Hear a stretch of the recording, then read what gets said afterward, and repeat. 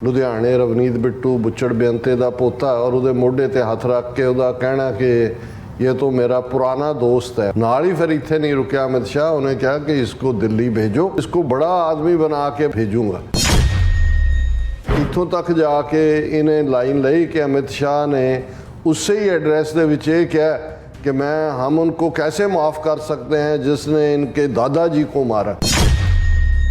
ਇਹਦੀਆਂ गैर जिम्मेवार बयानबाजियां इस बिट्टू दियां देखो, इसका मिजाज देखो कि मैंटली सिक कोई करन दी भावें समर्था नहीं, पर स्टेट दा और दूजे मान ताण दे पिछे अपनी कौम दियां जड़ां पुट्टण दे लई तैयार। 1927 ਦੀਆਂ ਅਸੈਂਬਲੀ ਚੋਣਾਂ ਜਦੋਂ ਹੁਣ ਵਧੀ ਪਰਸੈਂਟੇਜ ਦੀ ਗੱਲ ਕਰਦੇ ਨੇ ਕਿ ਜੀ 7% ਤੋਂ ਅਸੀਂ 18% ਹੋ ਗਏ, ਤੇ ਉਹਨਾਂ ਨੂੰ ਇਹ ਲੱਗਦਾ ਕਿ ਹੋਰ ਥੋੜਾ ਜਿਹਾ ਖਿੱਚੋ, ਬਾਕੀ ਭੰਨ ਤੋੜ ਕਰਾਂਗੇ, ਸਰਕਾਰ ਬੀਜੇਪੀ ਦੀ ਹੋਏਗੀ।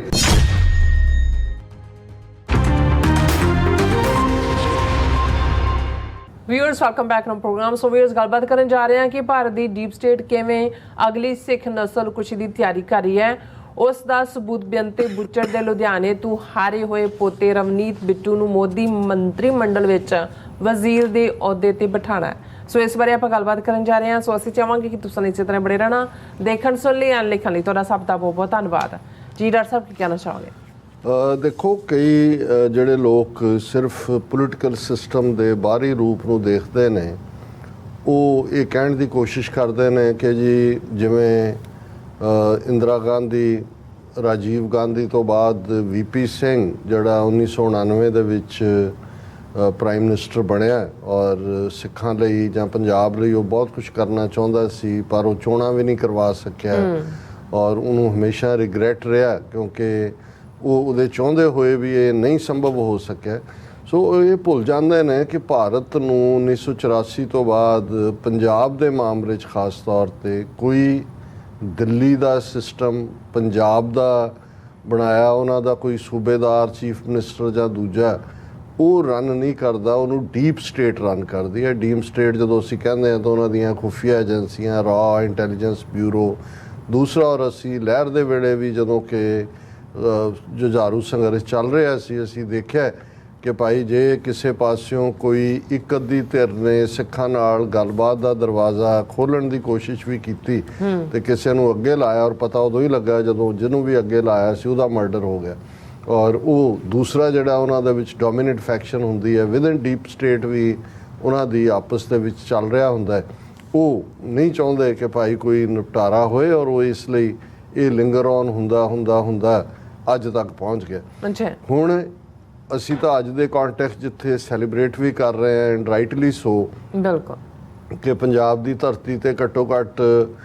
ਜਿਹੜਾ 2 ਮੈਂਬਰ ਪਾਰਲੀਮੈਂਟ ਉਹ ਆਏ ਜਿਹੜੇ ਇੰਡੀਅਨ ਸਟੇਟ ਨੂੰ ਚੁੱਭਦੇ ਨੇ। ਇੱਕ ਨੂੰ ਤਾਂ ਅਜੇ ਵੀ NSA ਲਾ ਕੇ ਜਿਹੜਾ 9 ਹੋਰ ਸਾਥੀਆਂ ਨਾਲ ਡਿਬਰੂਗੜ੍ਹ 'ਚ ਰੱਖਿਆ। ਹੁਣ ਤਾਂ ਬਹੁਤੀ ਡਿਬੇਟ ਇਹੀ ਹੈ ਕਿ ਜੀ ਉਹਨਾਂ ਨੇ ਸਹੁੰ ਚੁੱਕਣ ਦੇ ਲਈ ਰਿਲੀਜ਼ ਦੀ ਪਾਈ ਹੈ, ਉਹਨਾਂ ਨੂੰ ਮਿਲੇਗੀ ਨਹੀਂ ਮਿਲੇਗੀ, ਛੱਡਣਗੇ ਨਹੀਂ ਛੱਡਣਗੇ, ਉਹ ਸਾਡਾ ਵਿਸ਼ਾ ਨਹੀਂ ਹੈ ਵੀ ਕੀ ਹੋਏਗਾ। ਪਰ ਅਸੀਂ ਇਹ ਸਮਝਦੇ ਹਾਂ ਕਿ ਪੰਜਾਬ ਦੇ ਵਿੱਚ ਜਿਹੜਾ ਡਿਫਾਈਨਡ ਸਿੱਖ ਸੈਂਟੀਮੈਂਟ ਹੈ ਉਹ ਬੋਲਿਆ, ਔਰ ਕੱਲਾ ਇਹੀ ਨਹੀਂ ਵੀ ਇਹਨਾਂ 2 MPs ਨੇ ਜਿੱਤ ਹਾਸਲ ਕੀਤੀ। ਈਵਨ ਸਰ ਸਿਮਰਨਜੀਤ ਸਿੰਘ ਮਾਨ, ਬੇਸ਼ੱਕ ਉਹਨਾਂ ਨੇ ਲੂਜ਼ ਕੀਤੀ ਸੀਟ, ਪਰ 1,90,000 ਤੋਂ ਜ਼ਿਆਦਾ ਵੋਟ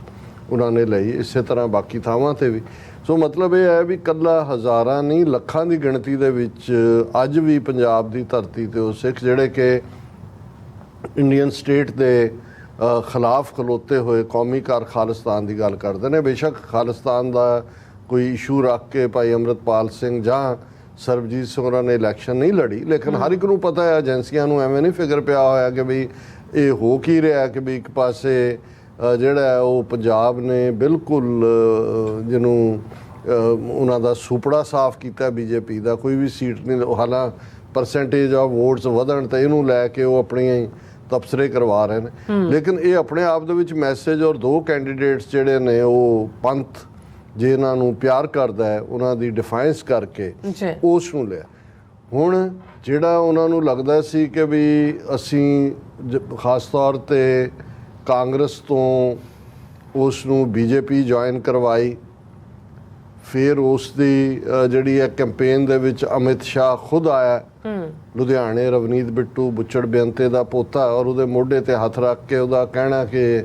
ਇਹ ਤਾਂ ਮੇਰਾ ਪੁਰਾਣਾ ਦੋਸਤ ਹੈ। ਹੁਣ ਕੋਈ ਪੁੱਛੇ ਕਿ ਵੀ ਤੇਰੇ ਨਾਲ ਕਬੱਡੀ ਖੇਡਦਾ ਰਿਹਾ ਹੈ, ਤੇਰੇ ਨਾਲ ਬੰਟੇ ਖੇਡਦਾ ਰਿਹਾ ਹੈ, ਨਾ ਕੋਈ ਉਮਰ ਦਾ ਕੋਈ ਮੇਲ, ਨਾ ਕੋਈ ਇਲਾਕੇ ਦਾ ਮੇਲ, ਨਾ ਕੋਈ ਬੋਲੀ ਦਾ ਮੇਲ। ਸੋ ਜ਼ਾਹਰ ਇਹ ਹੈ ਕਿ ਵੀ ਜਿਵੇਂ ਕੈਪਟਨ ਅਮਰਿੰਦਰ ਕਾਂਗਰਸ ਦਾ ਚੀਫ ਮਿਨਿਸਟਰ ਹੁੰਦਿਆਂ ਹੋਇਆਂ ਵੀ ਗੇਮ ਜਿਹੜਾ ਉਹ ਬੀਜੇਪੀ ਦੀ ਖੇਡ ਰਿਹਾ ਸੀ। ਸੋ ਇਹ ਬੇਸ਼ੱਕ ਪਾਰਟੀ ਨੇ ਹੁਣ ਬਦਲੀ ਜਾਂ ਉਹਨੂੰ ਸਿੱਧੇ ਤੌਰ ਦੇ ਉੱਤੇ ਜਿਹੜਾ ਉਹ MP ਦੀ ਟਿਕਟ ਦਿੱਤੀ ਗਈ, ਕਾਂਗਰਸ ਨੇ ਬੀਜੇਪੀ ਨੇ ਆਪਣੇ ਦੂਜੇ ਸੀਨੀਅਰ ਲੋਕਾਂ ਨੂੰ ਪਾਸੇ ਛੱਡ ਕੇ। ਨਾਲ ਹੀ ਫਿਰ ਇੱਥੇ ਨਹੀਂ ਰੁਕਿਆ ਅਮਿਤ ਸ਼ਾਹ, ਉਹਨੇ ਕਿਹਾ ਕਿ ਇਸਕੋ ਦਿੱਲੀ भेजो, मैं इसका बड़ा भाई हूँ, इसको दिल्ली भेजो, इसको बड़ा आदमी बना के भेजूंगा। ਤੇ ਉਦੋਂ ਹਰ ਇੱਕ ਨੂੰ ਇਹ ਲੱਗਦਾ ਸੀ ਕਿ ਵੀ ਇਹ ਬੜਾ ਭਾਈ ਬਣਾਉਣ ਦਾ ਮਤਲਬ ਤਾਂ ਵਜ਼ੀਰ ਬਣਾਉਣਾ ਹੀ ਹੈ, ਜਾਂ ਪਰ ਸਾਨੂੰ ਉਦੋਂ ਵੀ ਇਹ ਸਮਝ ਸੀ ਕਿ ਬੜਾ ਭਾਈ ਬਣਾਉਣ ਦਾ ਜਿਹੜਾ ਬੜਾ ਆਦਮੀ ਬਣਾ ਕੇ ਭੇਜਣ ਦਾ ਮਕਸਦ ਹੈ ਇਹ ਉਸੇ ਹੀ ਬੁੱਚੜ ਬੇਅੰਤੇ ਦੀ ਲੈਗੇਸੀ ਨੂੰ। ਕਿਉਂਕਿ ਜੇ ਤੁਸੀਂ ਇਹਦੀਆਂ ਗੈਰ ਜ਼ਿੰਮੇਵਾਰ ਬਿਆਨਬਾਜ਼ੀਆਂ ਇਸ ਬਿੱਟੂ ਦੀਆਂ ਦੇਖੋ, ਇਸ ਦਾ ਮਿਜ਼ਾਜ ਦੇਖੋ, ਤਾਂ ਬਿਲਕੁਲ ਇਹ ਵਿਦਨ ਜਿਹੜਾ ਉਹ ਕੰਗਣਾ ਰਣੌਤ ਦਾ ਦੂਜਾ ਹਿੱਸਾ ਹੀ ਹੈ ਕਿ ਮੈਂਟਲੀ ਸਿੱਖ, ਕੋਈ ਕਰਨ ਦੀ ਭਾਵੇਂ ਸਮਰੱਥਾ ਨਹੀਂ, ਪਰ ਸਟੇਟ ਦਾ ਔਰ ਦੂਜੇ ਮਾਣ ਤਾਣ ਦੇ ਪਿੱਛੇ ਆਪਣੀ ਕੌਮ ਦੀਆਂ ਜੜ੍ਹਾਂ ਪੁੱਟਣ ਦੇ ਲਈ ਤਿਆਰ, ਕੁਛ ਵੀ ਕਹਿਣ ਨੂੰ ਤਿਆਰ, ਔਰ ਇੰਨਾ ਝੂਠਾ ਆਦਮੀ। ਔਰ ਮੈਨੂੰ ਹਾਲਾਂ ਇੱਦਾਂ ਦਿਆਂ ਦੀ ਗੱਲ ਯਾਦ ਰੱਖਣੀ ਤਾਂ ਕੀ ਹੁੰਦੀ ਹੈ, ਕਿਸਾਨ ਮੂਵਮੈਂਟ ਵੇਲੇ ਜਦੋਂ 3 ਕਿਸਾਨ ਬਿੱਲਾਂ ਦਾ ਜਿਹੜਾ ਉਹ ਵਿਰੋਧ ਹੋਇਆ, ਲਾਅ ਦਾ ਰਾਦਰ, ਤੇ ਇਹਨੇ ਕਿਹਾ ਸੀ ਕਿ ਜੇ ਸਰਕਾਰ ਵਾਪਸ ਲੈ ਲੇ ਤੇ ਮੈਂ ਬਲਵੰਤ ਸਿੰਘ ਰਾਜੋ ਆਣਾ ਔਰ ਦੂਸਰਿਆਂ ਦੇ ਮਾਮਲੇ 'ਚ ਆਪਣਾ ਸਟੈਂਡ ਵਾਪਸ ਲੈ ਲਾਂਗਾ, ਜਿਹੜਾ ਕਿ ਉਹ ਕਾਨੂੰਨ ਵੀ ਵਾਪਸ ਹੋਏ। ਲੇਕਿਨ ਇਹਨੇ ਇੱਥੋਂ ਤੱਕ ਜਾ ਕੇ ਇਹਨੇ ਲਾਈਨ ਲਈ ਕਿ ਅਮਿਤ ਸ਼ਾਹ ਨੇ ਉਸੇ ਹੀ ਐਡਰੈਸ ਦੇ ਵਿੱਚ ਇਹ ਕਿਹਾ कि मैं हम उनको कैसे माफ़ कर सकते हैं जिसने इनके दादाजी को मारा। सो उदों ही जदों मैनू ये एकदम क्लिक होया भी ओहो ये तां इनू इहदे फ्यूचर रोल लई तैयार कर रहे ने बुच्चड़ बेअंते दे। रलिया तां होया ही सीगा उन्हां दे नाल बीजेपी नाल, पर हुण जदों कि हुण एक पासे तुसीं देखोगे कि इन्हां दा जमहूरीयत दा राग कि जी देखो जमहूरीयत of the people by the first largest democracy, 72 crore ਨੇ ਵੋਟਾਂ ਪਾਈਆਂ, ਦੁਨੀਆ ਵੀ ਹੈਰਾਨ, ਐਡਾ ਸਾਡਾ ਇਲੈਕਟਰਲ ਸਿਸਟਮ ਦੇਖੋ, EVM ਮਸ਼ੀਨਾਂ ਜਿਨ੍ਹਾਂ ਦੀ ਆਲੋਚਨਾ ਕਰਦੀ ਸੀ ਕਾਂਗਰਸ ਆਪੋਜੀਸ਼ਨ, ਹੁਣ ਨਹੀਂ ਬੋਲਦੇ। ਤੁਸੀਂ ਹੁਣ ਵੀ EVM ਤੋਂ ਕੰਮ ਲੈ ਲਿਆ। ਤੁਹਾਨੂੰ ਪਤਾ ਸੀ ਸਾਊਥ ਦੀਆਂ ਸਟੇਟਾਂ 'ਚ ਤੁਸੀਂ ਨਹੀਂ ਕਰ ਸਕਦੇ, UP 'ਚ ਇੰਨਾ ਪਬਲਿਕ ਸਰਜ ਸੀ ਕਿ ਰਾਈਟਿੰਗ ਹੋ ਜਾਂਦੀ।